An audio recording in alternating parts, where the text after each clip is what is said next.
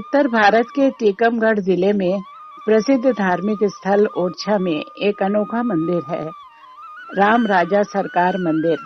यहाँ राम भगवान के रूप में नहीं, ओरछा राज्य के शासक के रूप में पूजे जाते हैं। लगभग 600 वर्षों से उनका शासन यहाँ कायम है। इस मंदिर की खासियत भगवान राम और जानकी की मूल प्रतिमाएं हैं। मंदिर में जड़े शिलालेख के अनुसार भगवान श्री राम राजा सरकार को ओरछा की महारानी गणेश कुंवरी चैत्र शुक्ल नवमी सोमवार विक्रम संवत 1631 यानी सन 1574 में अयोध्या से ओरछा लाई थी, 8 महीने 28 दिन पैदल चलकर। बुंदेलखंड में बुंदेला शासक मधुकर शाह को भगवान श्री राम के पिता और महारानी गणेश कुंवरी को माता का दर्जा दिया जाता है। राज तिलक से पहले पंचमी के दिन रीति रिवाज के अनुसार बड़ी भव्यता से भगवान राम और जानकी का विवाह रचाने के बाद राजा मधुकर शाह ने अपनी पत्नी द्वारा दिए गए वचन का मान रखते हुए भगवान राम का राज तिलक कर ओरछा का राज्य उन्हें सौंप दिया। आज भी बड़ी धूमधाम से राजा राम का विवाह यहाँ मनाया जाता है। विवाह के कार्ड छपते हैं, भारी संख्या में भक्त इकट्ठे होते हैं। एक राजा के रूप में विराजने के कारण राजा राम सरकार को 4 बार की आरती में सशस्त्र सलामी गार्ड ऑफ ऑनर दिया जाता है। ओरछा शहर में किसी अन्य वीआईपी को यह सम्मान नहीं दिया जाता। 16वीं शताब्दी में ओरछा के बुंदेला शासक मधुकर शाह एकमात्र ऐसे पराक्रमी राजा थे जो अकबर के दरबार में बगावत कर चुके थे। आरंभ में मधुकर शाह बहुत बड़े कृष्ण भक्त थे। उनकी भक्ति को देखते हुए संत तुलसीदास का वो हट बरबस याद आ जाता है जो मथुरा के मंदिर में कृष्ण की मूर्ति के सामने उन्होंने किया था। कहा कहूँ छवि आपकी भले बने हो नाथ, तुलसी मस्तक तब नवे जब धनुष बाण लो हाथ। और तब भगवान ने मुस्कुराकर बांसुरी की जगह धनुष धारण कर उन्हें दर्शन दिए। ऐसे हठी राजा मधुकर शाह ने अकबर के दरबार में कृष्णानंदी टीका लगाकर आने पर प्रतिबंध को अस्वीकार कर दिया था। आज के मन के मौसम में हम इस कृष्णानंदी टीके के साथ राम राजा सरकार मंदिर की पूरी कहानी लेकर आ रहे हैं। इसे पेश कर रही हैं विदुषी डॉक्टर उषा सक्सेना। बहुत स्वागत है उषा जी, नमस्कार। नमस्कार नीलम जी। उषा जी, सबसे पहले तो आप बताएं क्या थी कृष्णानंदी टीके की पूरी कहानी। अच्छा, मध्य उत्तरार्ध में भारतवर्ष के समृद्ध राज ओरछा में महाराज मधुकर शाह जी का शासन था जी। वे अत्यंत कुशल प्रशासक और पराक्रमी थे। उन्होंने बुंदेलखंड की सीमा का विस्तार किया था। वे चतुर राजनीतिज्ञ थे और बड़े ही भगवत भक्त थे। वैसे वो सभी देवताओं की उपासना करते थे, किंतु उनके आराध्य थे भगवान कृष्ण जी। उनकी पूजा अर्चना करने के उपरांत वे अपने मस्तक पर कृष्णानंदी टीका लगाया करते थे। वे सम्राट अकबर के दरबार से संबद्ध थे। एक बार सम्राट अकबर ने आदेश दिया, यदि राज दरबार में कोई तिलक लगा कर आया तो उसका मस्तक गरम लोहे से दाग दिया जाएगा। अरे हाँ, ऐसा उसने आदेश दिया। महाराज मधुकर शाह ने भी राजाज्ञा को सुना और रात भर उस पर चिंतन मनन किया। दूसरे दिन प्रातः काल वे विधिवत भगवान की उपासना करके सम्राट अकबर की आज्ञा के उपरांत भी मस्तक पर लंबा सा कृष्णानंदी टीका लगाकर राज दरबार पहुँचे। सम्राट अकबर उन्हें देखते ही क्रोध से भर उठे। उनसे प्रश्न किया, क्या आपको मेरी आज्ञा की जानकारी नहीं थी? महाराज ने निर्भीक होकर उत्तर दिया, जानकारी थी सम्राट, किंतु राजाज्ञा के कारण मैं अपने धर्म को नहीं छोड़ सकता। धर्म दिव्य दीपक है, मोक्ष की भी राह का। धर्म दिव्य दीपक है, मोक्ष की भी राह का। धर्म से नहीं है बड़ा हुक्म बादशाह का। जीते जी कदापि धर्म से नहीं मुख मोड़ूंगा। डर से किसी के कर्म धर्म को न छोड़ूंगा। तिलक लगाना धर्म मेरा है सदा ही से, धर्म छोड़ सकता नहीं मैं हुक्म शाही से। जी, बहुत सुंदर। महाराज मधुकर शाह की धर्मनिष्ठा और स्पष्टवादिता से सम्राट इतने प्रभावित हुए कि उन्होंने प्रसन्न होकर कहा, आज से ये टीका मधुकर शाही टीका ही कहलाएगा। आपके ही नाम से लगाया अब जाएगा, मधुकर शाही यह टीका कहलाएगा। वाह, बड़ी दिलचस्प कहानी है इसकी। जी, तो मधुकर शाह जी ने फिर अपने लिए राह बना ही ली। जी। अच्छा उषा जी, अब हम जानना चाहेंगे 16वीं शताब्दी में ओरछा में स्थापित विश्व प्रसिद्ध ये राम राजा सरकार मंदिर की जो कहानी है, पूरी कहानी आप हमें बताएं।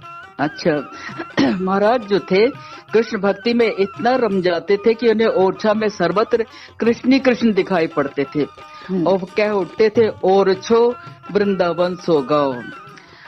महाराज की भांति महारानी गणेश कुमारी भी बड़ी धर्मपरायण थी। वैसे वे सभी देवी देवताओं की पूजा अर्चना नियमित रूप से करती थी, किंतु उनके आराध्य थे भगवान राम। अच्छा, एक ही परिवार में एक कृष्ण भक्त दूसरे राम भक्त। राम भक्त थी। वे अपने इष्ट देव राम के प्रति तन मन धन से समर्पित थे। महाराज जब राजकार से अवकाश पाते तो तीर्थाटन के लिए निकल जाया करते हैं। अच्छा, हाँ, तीर्थ यात्रा के लिए। एक बार भगवान कृष्ण के दर्शनार्थ महाराज ने वृंदावन जाने का निर्णय लिया। अपने गुरु संत महात्माओं के साथ जाने की तिथि भी निश्चित कर ली और कृष्ण भक्ति कवि हरिराम व्यास वो भी उनके साथ जा रहे थे। महाराज ने महारानी गणेश कुमार से कहा, उन्हें वृंदावन चलना है और महारानी अनायासी कार्यक्रम से अवगत होकर हाथप्रभ रह गयी, क्योंकि वास्तविक रूप से ये था कि वासंतिक नवरात्र शुरू होने वाले थे और वे नवरात्र में अयोध्या जाने का मन बना चुकी थी। अयोध्या में नवरात्र पर बड़ा ही स्वर्गीय वातावरण रहता है। कहते हैं कि रामनवमी के पर्व पर सभी देवता अयोध्या में रहते हैं। इस पर्व पर बड़ा ही मोहक और पावन वातावरण रहता है। महारानी ने कहा, महाराज हम तो अयोध्या जाने का मन बना चुके हैं, आप भी चलिए, वृंदावन कुछ दिनों के बाद चलेंगे। अब महाराज तो रुष्ट हो गए, क्योंकि उनका कार्यक्रम तो बहुत पहले से निश्चित हो चुका था। उन्होंने महारानी को बहुत समझाया, बार बार वृंदावन जाने का अनुरोध किया, किंतु महारानी भी अपने निश्चय पर अडिग रही। अब महाराज रुष्ट हो गए और उन्होंने कहा, हम तो वृंदावन जा रहे हैं, आप अयोध्या जाइए, और यदि आप सच्ची राम भक्त हैं तो अयोध्या से अपने इष्ट देव भगवान राम को अपने साथ लेकर ही ओरछा लौटिएगा। अरे ये क्या शर्त हुई?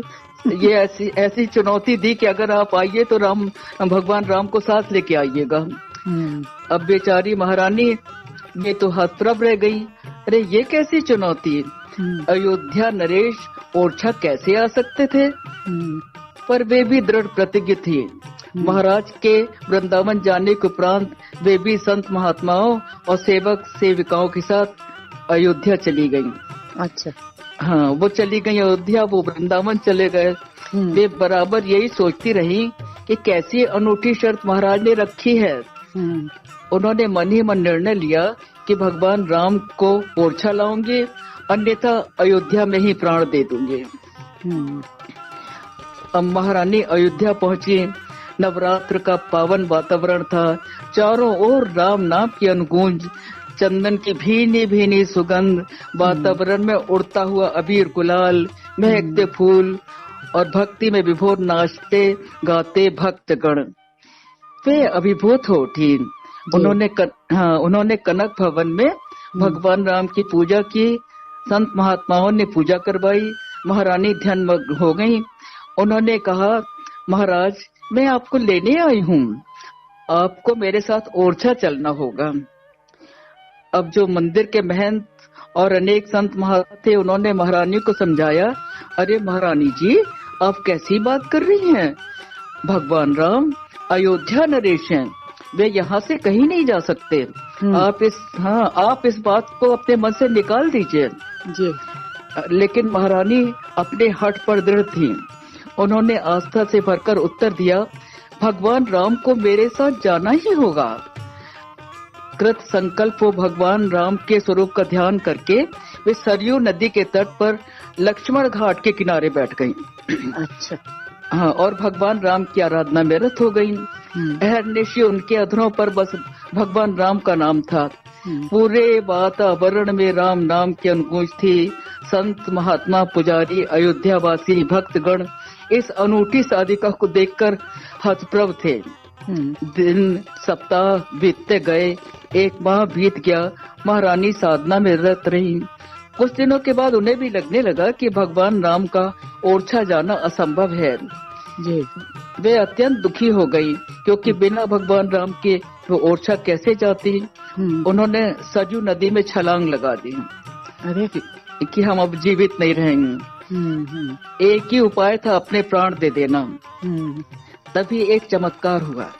अरे ये क्या, उनके क्रोड़ में तो साक्षात राम विराजमान थे। अरे वाह। हाँ, उनकी गोद में आ गए राम। वही रूप जो उन्होंने कनक भवन में देखा था। किंतु ये तो साक्षात रूप में थे, हंसते मुस्कुराते हुए। आह, कैसा मोहक रूप था। श्यामल वर्ण, सुंदर मुखमंडल, कमल जैसी बड़ी बड़ी आंखें, घुंघराले बाल, धनुषाकार भौहें, विद्रुम से अरुण अधर और उन पर मोहक मुस्कान। शरीर पर वही राजश्री वस्त्राभूषण थे। महारानी तो ठगी से रह गई। उनकी आंखों से आंसुओं की झड़ी लग गई। तभी उनके कानों में स्वर गूंजे, महारानी जी, मैं आ गया। बड़ी हठी हैं आप। अब महारानी को तो विश्वास ही नहीं हो रहा था।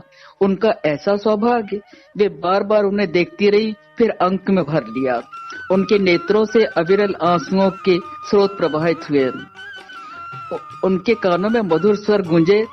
उन्होंने सुना, महारानी जी, मैं आपके साथ ओरछा तो चलूंगा, लेकिन मेरी कुछ बातों को आपको मानना होगा। अब महारानी तो भगवान की राम की कृपा से अभिभूत थी। हाँ, अभी तो वो मतलब पति की शर्तें लेकर आई थी, अब भगवान राम की शर्तें शुरू हो गई। हाँ जी, अब उन्होंने शर्त किया थी। देखिए, उन्होंने कहा, बताइए भगवान, मैं आपकी हर बात मानूंगी, आपकी हर आज्ञा का पालन करूंगी। तो भगवान ने कहा, पहली बात तो ये है कि मैं केवल पुष्य नक्षत्र में चलूंगा। अच्छा। हाँ, पुष्य नक्षत्र समाप्त होते ही आप रुक जाइएगा। फिर पुष्य नक्षत्र के प्रारंभ होने पर फिर आप अपनी यात्रा प्रारंभ कर दीजिएगा। मुझे स्वीकार है प्रभु, महारानी ने गदगद होकर कहा। दूसरी बात कि आप मुझे अपनी गोद से न उतारिएगा। अच्छा। हाँ, क्योंकि एक बार भी आपने उतारा तो मैं वहीं स्थापित हो जाऊंगा। अच्छा अच्छा। ऐसा कभी नहीं होगा भगवान, आप मेरी गोद में ही ओरछा चलेंगी। तीसरी बात महारानी जी कि ओरछा में मेरा ही शासन होगा। अयोध्या में तो मेरा शासन है ही, वैसे ही ओरछा में भी मेरा शासन होगा। ऐसा ही होगा प्रभु, महारानी ने कहा, ऐसा ही होगा। आप ओरछा नरेश होंगे, आप ही वहाँ राज करेंगे। थोड़ी देर बाद भगवान का स्वरूप विग्रह में परिवर्तित हो गया, जो कनक भवन में स्थापित भगवान राम के सदृश था। दोनों विग्रह में रंजमात्र भी अंतर नहीं था। अयोध्या के महंत, संत, महात्मा, भक्तगण और अयोध्यावासी अत्यंत प्रसन्न थे। वे ओरछा की महारानी के प्रति श्रद्धा से भर उठे। चारों ओर राम नाम की गूंज, कीर्तन, भजन, शंख, घंटे, घड़ियाल की ध्वनि गूंज उठी। भगवान राम के भजन से ओरछा अयोध्या संगीतमय हो उठी। चारों ओर अयोध्या में संगीत ही संगीत, राम राम की जय जयकार से वातावरण गूंज उठा। मोरी हमोरी लइयो खवरिया और छाबराज राजा राम जू। ओ मोरी लइयो खवरिया और छाबराज राजा राम जू। ओ मोरी लइयो खवरिया और छाबराज राजा राम जू।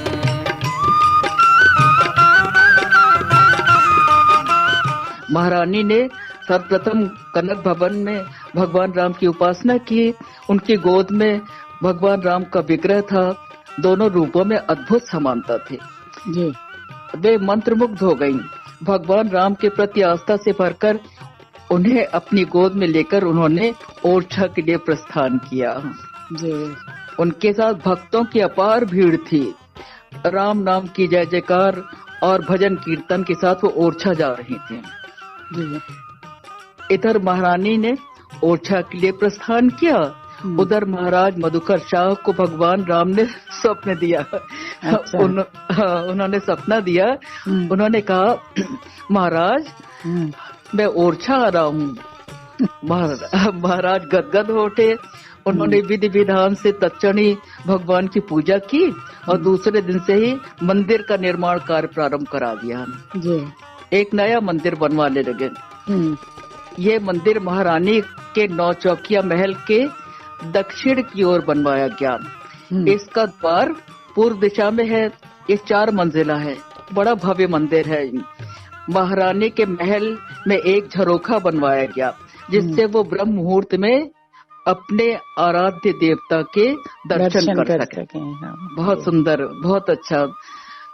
महाराज इस विशाल भव्य मंदिर के बनवाने में व्यस्त थे और महारानी अयोध्या से ओरछा आ रही थी।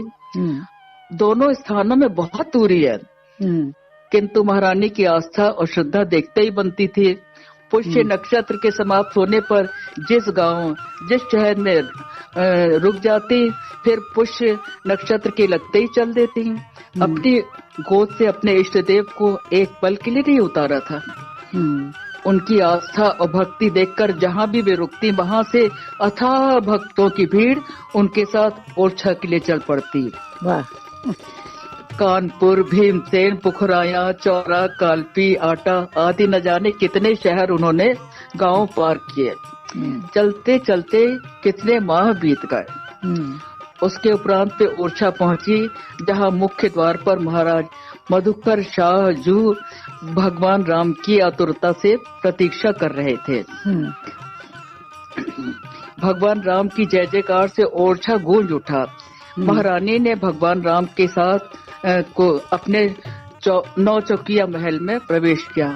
उनका जो महल है उसमें 9 चौक है। उन्होंने भगवान राम को अपने कक्ष में सिंहासन पर बिठा दिया। शायद वे भूल गई थी कि जहाँ भी भगवान को बिठा उतारेंगे वो वहीं उठेंगे ही, वहाँ से उठेंगे ही नहीं। हाँ, पर महारानी को अपने ऊपर विश्वास था कि भगवान के लिए जो मंदिर बनवाया गया है वे वहीं प्रतिष्ठित होंगे। महाराज अत्यंत प्रसन्नता से भर महंतों, पुजारियों, राज दरबारियों के साथ भगवान के लिए को लेने के लिए 9 चकिया महल पहुँचे। वहाँ उन्होंने भगवान राम का भव्य रूप देखा। वे मंत्रमुग्ध हो गए। पहले वे कहते थे ओरछो वृंदावन सो गाँव, अब ओरछा राम राजा का गाँव हो उठा। महाराज के साथ उनके राजमंत्री और राजगुरु कवि कन्हर दास भी थे। पंडित कन्हर दास भी भगवान राम की मोहक छवि देखकर मंत्रमुग्ध हो गए। उन्होंने तुरंत ही लिखा, भजु सिए राम कहो करि मेरो, भजु सिए राम कहो करि मेरो, अधम अधिक तरि गए नाम कहे लगो नहीं देरो, कन्हर राम नाम के कहती मिट गयो अंधेरो। महाराज ने तत्क्षण ही घोषणा कर दी, अब ओरछा में भगवान राम का ही शासन होगा। ओरछा स्टेट अब राम राजा स्टेट के नाम से जानी जाएगी। वहाँ की मुहर पर भगवान राम का चित्र होगा और वे ही ओरछा नरेश होंगे। आप सब बोलिए राम राजा सरकार की जय। सारा वातावरण राम राजा सरकार की जय जयकार से अनुगुंजित हो उठा। भक्तगण उन्मत्त होकर झूम झूम कर नर्तन करने लगे। भगवान राम का भव्य श्रृंगार किया गया। उनके तन पर स्वर्ण झलमलाते वस्त्र, अंग अंग में जगमग जगमग करते आभूषण, मस्तक पर स्वर्ण किरीट, भगवान राम का रूप जगमगा उठा था। अब पुरोहित ने कहा, महाराज शुभ मुहूर्ति है, आज रामनवमी है। अच्छा। हाँ, उस दिन रामनवमी थी। भगवान राम के लिए जो मंदिर आपने बनवाया है वहीं उन्हें ले चलते हैं।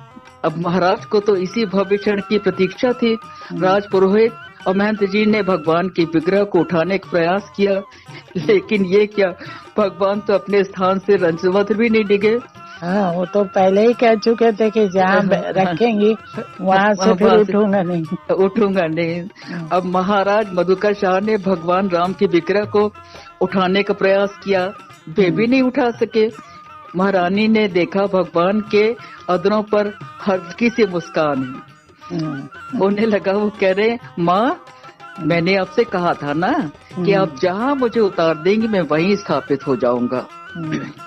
महारानी ने महाराज को बताया, सब भाव विभल हो उठे। भगवान राम की ओर देखा, अत्यंत भव्य रूप था उनका, किंतु वे अपने स्थान से जाने को नहीं तैयार थे। और राजपुरोहित, संतों, महात्माओं, महाराज ने निश्चय किया कि भाई अब राजमहल में ही भगवान राम के विग्रह को स्थापित कर दिया जाए। तो वही महल में गर्भगृह में राम राजा की विधि विधान से स्थापना की गई।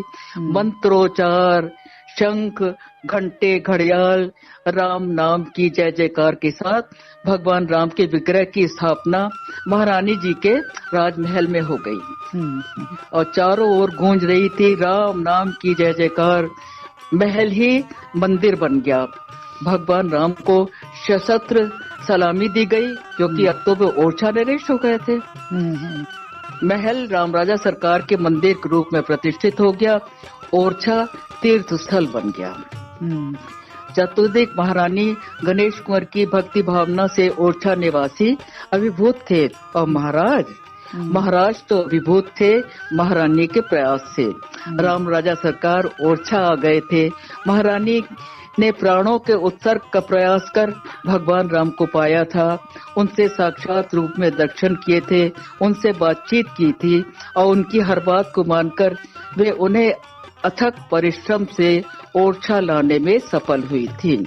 महारानी, उनके संबंध में कवियों ने लिखा, मधुकर शाह नरेश की रानी कुंवर गणेश। मधुकर शाह नरेश की रानी कुंवर गणेश, पुखन पुखन लाई हैं ओरछे अवध नरेश। सही बात है। पुष्य नक्षत्र में ही लाई थी ना। महारानी गणेश कुंवर अपने साथ भगवान राम के साथ महारानी सीता और लक्ष्मण जी के विग्रह भी लाई थी। उनकी स्थापना भी भगवान राम के साथ की गई। सुंदर वस्त्राभूषणों में सुसज्जित महारानी सीता का रूप जगमगा उठा, और उनकी मोहक छवि मन को सम्मोहन में बांध लेती है। और लक्ष्मण जी के मुखमंडल पर अपूर्व तेज है। उस मंदिर में भगवान इनके हनुमान जी की मूर्ति भी प्रतिष्ठित है, क्योंकि वो राम के भक्त हैं। आज भी प्रतिदिन विधि विधान से राम राजा सरकार की पूजा अर्चना की जाती है। वे ओरछा के राजा हैं, उनके वीर भाव से पूजा की जाती है। आरती से पूर्व उन्हें सशस्त्र सलामी दी जाती है। नगाड़े की थाप से अनुगुंजित वातावरण में उनकी आरती की जाती है। महल के प्रांगण में अथाह भीड़ हर आरती के समय होती है। ओरछा निवासी और दूर दूर से आए भक्तगण तन्मय होकर पुजारी और गायकों के कंठ से निश्चित मधुर आरती के साथ भाव विभोर होकर गाते हैं, और संपूर्ण ओरछा नगरी भक्ति भावना से भर उठती है। आरती के स्वर गूंज उठते हैं और सारा वातावरण राममय हो उठता है। सही है। ओरछा में राम राजा सरकार का शासन है। उनके भव्य मंदिर की शोभा देखते ही बनती है। अयोध्या से राम राजा सरकार के आगमन के उपरांत ओरछा तीर्थ स्थल के रूप में प्रतिष्ठित हो गया। दूर दूर से भक्तगण राम राजा सरकार के दर्शनार्थ आते हैं। विभिन्न पर्वों, रामनवमी, श्रावण तीज, विवाह पंचमी, रंग पंचमी आदि के शुभ अवसर पर यहाँ की शोभा देखते ही बनती है। यही नहीं, मंदिर के प्रांगण में विधि विधान से संस्कार भी होते हैं। ओरछा में भगवान राम का ही शासन है। अब वे राम राजा सरकार कहलाते हैं। वहाँ बड़ा ही पावन वातावरण रहता है। चतुर्दिक राम राजा सरकार के नाम की अनुगूंज है। वहाँ उनकी मधुर मादक सुगंध व्याप्त है। ओरछा के कण कण में व्याप्त है राम राजा सरकार। जय हो राम राजा सरकार की। जय हो। इसी कारण बहुत ही नायाब आपने ये कहानी सुनाई राम राजा सरकार की स्थापना की, और इसी कारण इसको देखने देश विदेश से तमाम भक्त और पर्यटक आते हैं। जी तो उषा जी, और बहुत ही अच्छे तरीके से आपने एक एक इसका विवरण जो है बहुत अच्छे ढंग से बताया, बहुत अच्छी तरह से पूरी जानकारी दी। तो मन के मौसम में शामिल होने के लिए और इतनी रोचक जानकारी देने के लिए आपका बहुत बहुत आभार।